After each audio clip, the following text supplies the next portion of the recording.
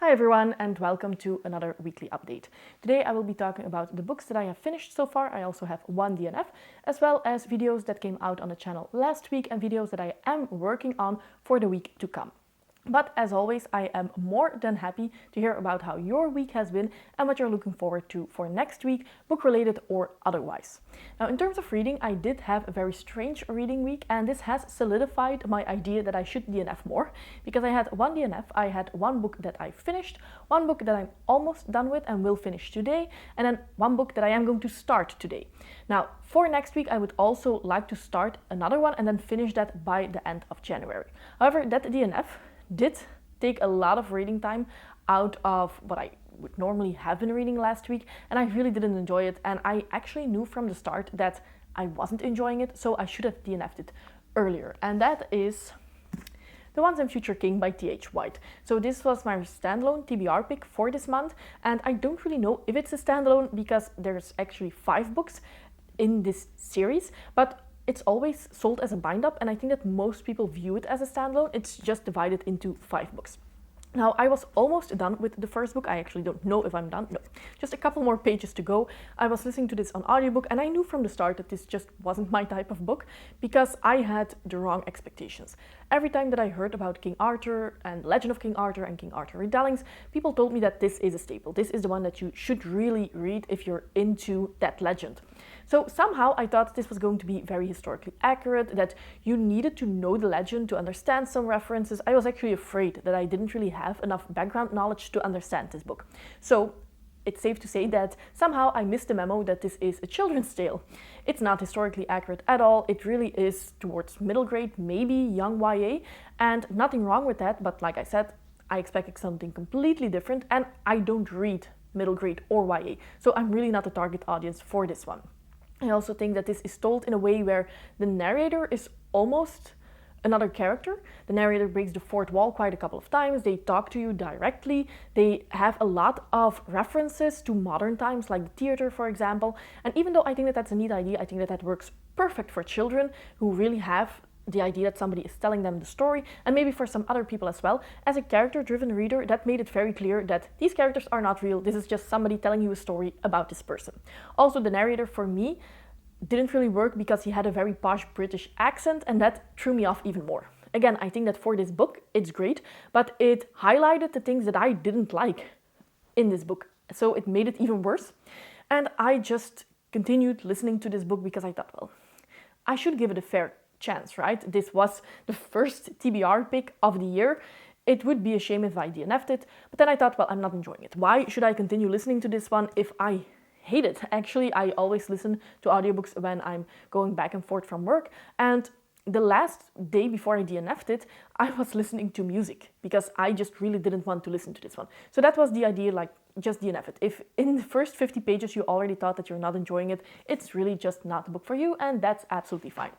So I DNF'd it, and I started another book on Thursday, and there I was leaving nothing to chance. I picked up a book that I knew that I would love, and that is, of course, Assassin's Fate by Robin Hobb. This is the final book in the Fit and the Fool trilogy, which is the final trilogy in the realm of the Elderlings. So I am finishing up my all-time favorite series at this point, and I knew that this was going to be an all-time favorite book. So far, I am almost 200 pages in, which sounds like a lot, but this is an audiobook of more than 40 hours long, so I still have a lot to go. Also, this is a massive book of 900 pages, so probably I will finish it before the end of the week or before the end of January, just because I love it so much, and I am also listening to it when I'm doing something in the house. Also, I have bought a coloring book, so I hope that in the evenings I might be able to color some things and just relax and then also listen to an audiobook. I tried that with jigsaw puzzles and it didn't work because I was using all my brain power for the jigsaw puzzle, but hopefully with a coloring book it will work. Now, of course, there's not a lot to say here. I love it. I love the Fool. I love this new POV that you get introduced to in this final trilogy that I will not say a lot about, and I really enjoy seeing a lot of characters that we might have seen in previous books have an sort of like, you see them again in this one, and you see what happened to them over the years, and I really enjoy that so far. So yes, of course, I knew that I was going to love it, and this is thus the audiobook that I am going to continue and hopefully finish somewhere next week. And after a DNF, I think that it's okay to pick up a book that you know will be a favorite. Now, as for my physical read that I finished, That is The Wisdom of Crowds by Joe Abercrombie. Now, I talked about that in my last weekly update that I was basically finished. However, then my library did me dirty because I had to give back the book because my hold was over. So I decided to finish it physically because I was at the back of the line. It would take me another month to finally be able to listen to that last hour of the audiobook. So I decided to just read it physically. I really enjoyed it. I've said this before and I'm not going to spend too much time on this because we will have discussions and all of that. But I really enjoyed The First Law, the original trilogy. The standalones were hit and miss for me. Some were new favorites, others I really didn't like. But the Age of Madness trilogy has really solidified the entire First Law series as an all-time favorite. And I do think that that final trilogy is a masterpiece. Some of my favorite characters of the entire series have been introduced to me in A Little Hatred, which is the first book in the Age of Madness trilogy. So I think that that says a lot. And especially that ending was superb. So yes, really, really excited that I finished this big series and that it was a success. Because after finishing some of the standalones, I wasn't entirely sure. And yes, this goes to show that it really pays off if you have a longer series to get to know the characters, to get to know the world. And then there's just something that those final books can do that you do not have if you just have a trilogy or just a standalone. Even though I love those as well, sometimes reading a longer series definitely pays off. Now, for the physical read that I'm almost done with, and I am going to finish reading it later this evening, that is the 5th season by N.K. Jemisin. Now, this is one that I didn't really know what to expect from it. I got really hyped up because a lot of people on Discord were saying that this is one of their favorite series and that this is a very important author to discover works of. But because of that, I'm always afraid that I'm not going to understand what's going on. I'm loving it so far. I do think that this has the potential to become a new all-time favorite series. I am going to have a spoiler-free review for this first book because I do think that it's very important to know what it's about going in, more or less.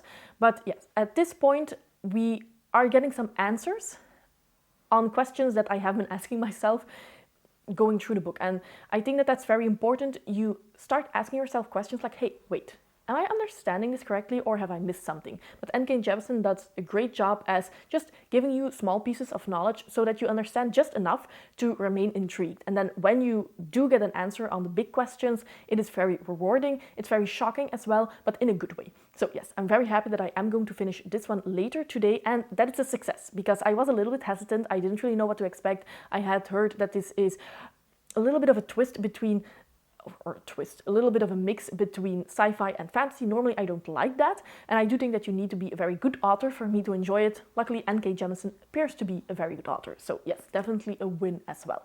Now for the book that I would like to start after this one, and this is actually one that I will be starting later today, just because I need to have a little bit of, well, it has been difficult to read during the week when I am not having reading sprints. On those days, I usually don't really read that much, just because I'm exhausted, I'm tired. However, when I'm into a book, it's easier to pick it back up because you're excited for that. But to start a new book after a work day, that's difficult. So that's why I want to start this one on Sunday, today. Just so that tomorrow, Monday, even though I'm tired after work, I will still have somewhat of a push to continue reading. And that is Dreamer's Pool by Juliette Merlier. This was a buddy read, I should say, together with Evie over at She Was Only Evie. However, she did not like this series. But I have a feeling that I will like it. I like all Juliette Merlier books so far. Even if they are disappointing, they're still 3.5 to 4 stars. So I have a good feeling that I will like the Blackthorn and Grimm series as well. Also because a lot of people have told me that I will love it. And I do know that Evie, so far, the only book by Juliette Merlier that she has enjoyed is Daughter of the Forest. So she's definitely harsher on Juliette Merlier than I am. I'm still very excited to see what this book is about and what this trilogy is about. And I do think that once I'm in it, and usually for Juliette Merlier series, I'm in the world and I am excited and captivated and want to know more pretty early on. So I think once that happens, it will be a quick read. So yes, haven't started it yet, but in a couple of hours, I hopefully will.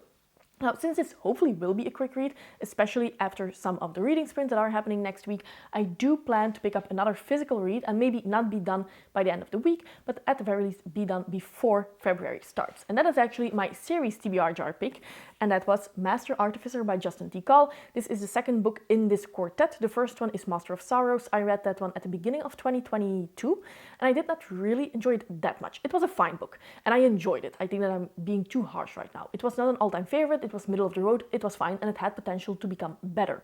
Now, what I've heard from this one is that this delivers the things that you wanted from Master of Sorrows. So if that's true, I am really going to enjoy this one. I know that the first one was sold as this is the origin story of the evil one, and I really enjoyed that idea. However, in the first one we didn't really get that yet, but if it's true and if people say like this one does deliver, I am kind of excited about this one. And it is a very big boy. It's 850 pages long, but the first one read quite quickly. You got into the story. It was not extremely dense or anything like that, so I hope that this will be a quick read as well. And that's what I hope to read before the end of the month. If that happens, I'm still on schedule to have 72 books read by the end of the year. So that would be amazing. But I also can see that with the DNF and with some very chunky books on the list, it would also be fine if I'm a little bit behind on schedule, because there are definitely some shorter books that I still have on my shelves that I need to read that will make me reach the goal a little bit easier. So please let me know what you're reading, and if you have a couple of DNFs already, or if so far you have picked up some favorites, all the better, of course. Now, for what happened on the channel, so last week, of course, I had reading sprints on Tuesdays. Normally, it's every Tuesday. However, for next week, it will be on Monday, because I am going to have dinner on Tuesday evening with some friends. So we have postponed it. It's not, what is the opposite of postponing? We have put it on Monday instead of Tuesdays, which might be even better for me, because like I said, after a day at work, I have a very hard time getting into a book. So maybe Monday, just for now, because I have to start or I'm still in the beginning of Dreamer's Pool, it might be a good idea to have the reading sprints on Monday. That will be 7 p.m. Central European time, and normally they last for about 3 hours. So that's happening on Monday and not on Tuesdays. However, last week I also had 2 videos that went up. The first one was my most disappointing reads, DNFs of 2022, and it was actually very rewarding, or it was very helpful for me to have that information, because for a lot of those, it was actually me having the wrong expectations going into the book, or thinking that what the book was promising was something that I enjoyed. So even though the book delivered what it promised, I apparently did not enjoy that. And I think that a lot of times that was what's happening. I'm not saying that it's a bad book, just that it is not really fitting for what I like to read. And it did give me a lot more information of who I am as a reader and what books I should gravitate towards more. Of course, there were also some books that just did not deliver what they promised, and that's also a problem. But in the majority of cases, it was more a me problem and just a mismatch between book and reader. And that's also why I think that these videos are kind of important. I've seen a couple of times that people don't like those, they don't like the negativity, they think that you do it for, I don't know, clicks or something like that. I think that that's a very negative way to look at content creators, and it's fine if you think that, and it's also fine if you don't really like a lot of negative reviews. I don't like them, that's why I don't review them, but just at the end of the year, looking back and seeing what worked and what didn't, I really like to do that, and I like other people doing that. So it's just something that I have enjoyed and that was very helpful for me. And that's all that I can say about that, I suppose. Now, I also had a spoiler-free review for A Bright and Long Ago by Guy Gabriel Kay. This is Standalone, of course. It was also the one that I read in December. And even though that I was expecting to really like it, it completely delivered. It became one of my top 10 favorite reads of 2022, and I cannot wait to read more of Guy Gabriel Kay.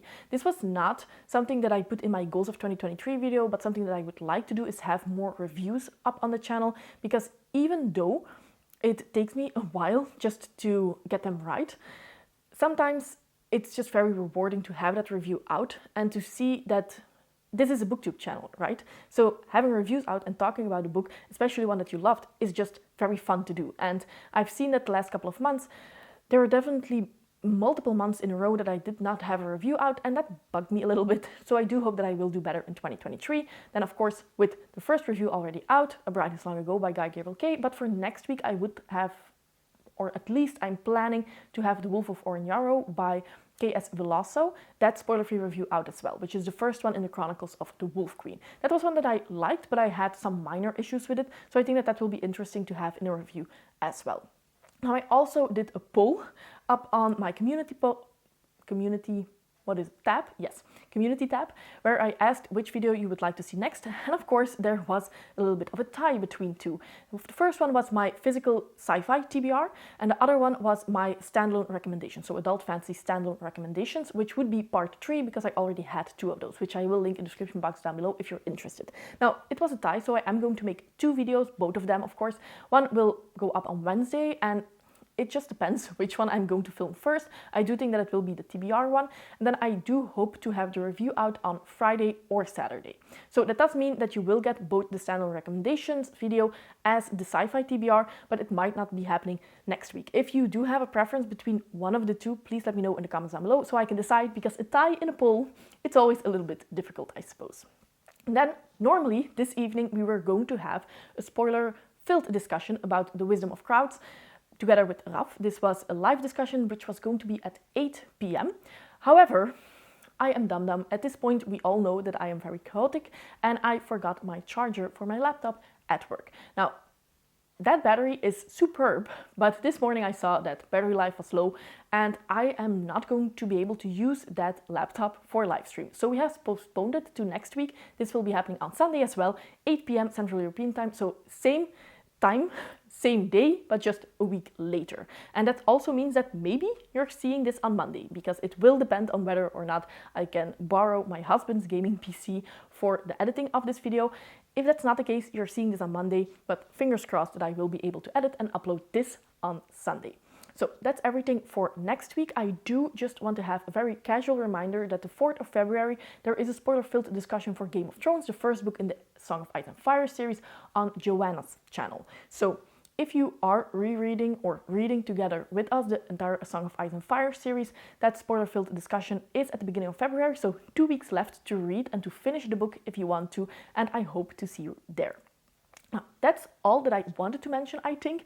Please let me know if there's anything that you would like to see from me next in the upcoming weeks. I will try to make that happen. As you can see, the Christmas tree is gone. That also means that I can access all of my books, and that means that I would be able to film a bookshelf tour.